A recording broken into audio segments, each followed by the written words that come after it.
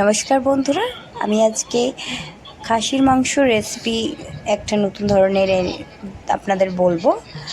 তো সবার প্রথমে আমাদেরকে পেঁয়াজ কুচি আর রসুন ভালো করে খোসা ছাড়িয়ে নিতে হবে। গরম তেলে আমাদেরকে দিয়ে দিতে হবে পেঁয়াজ কুচি আর এই রসুন। গোটা রসুন আমি দিয়েছি, আমি রসুনের খালি খোসা ছড়িয়েছি, আমি রসুন বাটিনি, অনেকে বেটেও নেয়। এর মধ্যে আমাদেরকে ভাজতে হবে, ভালো করে ভেজে নিতে হবে, একদম লাল লাল করে পেঁয়াজটাকে ভাজতে হবে। অনেকে বাটা মশলাও দেয়, তবে আমি অত দিইনি। এই রেসিপিটা খুব সহজ আর সুন্দর খেতে হবে।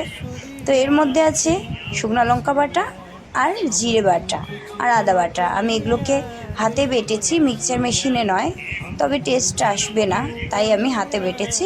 ওর মধ্যে হলুদ লবণ দিয়ে দিলাম আর মিক্স করে নিলাম মশলাটাকে। এরকম লাল লাল করে আমাদেরকে পেঁয়াজগুলোকে আর রসুনগুলোকে ভাজতে হবে। যখন এরকম লাল লাল হয়ে আসবে তখন আমরা খাসির মাংসটাকে দিয়ে দেব।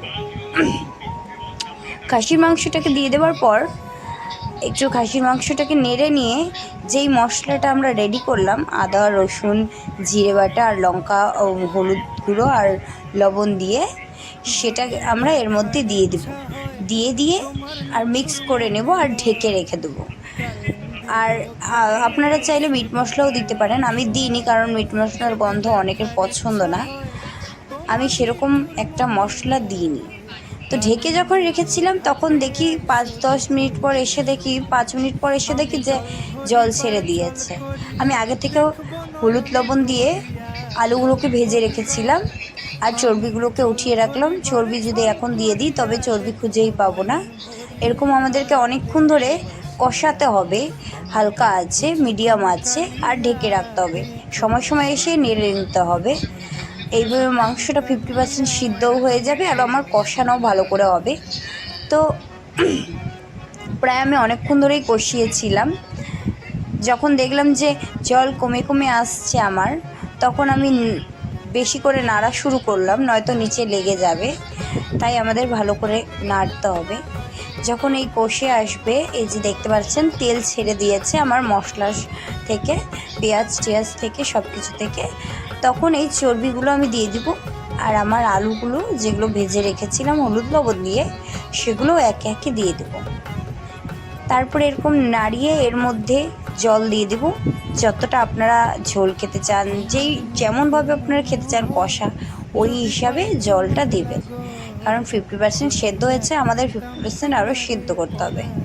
তো আমি তখন জলটা দিয়ে দিলাম।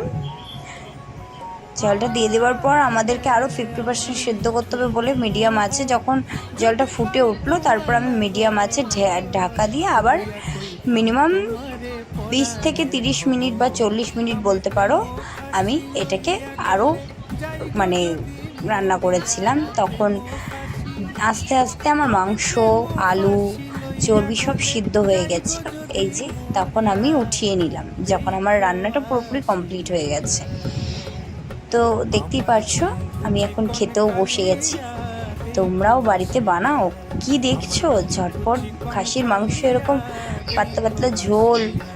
এই যে দেখছো আমার মাংস সিদ্ধও হয়ে গেছে, হাতে একদম নিতেই তলতল করছে, নরম। আশা করি বন্ধুরা ভিডিওটা ভালো লাগবে।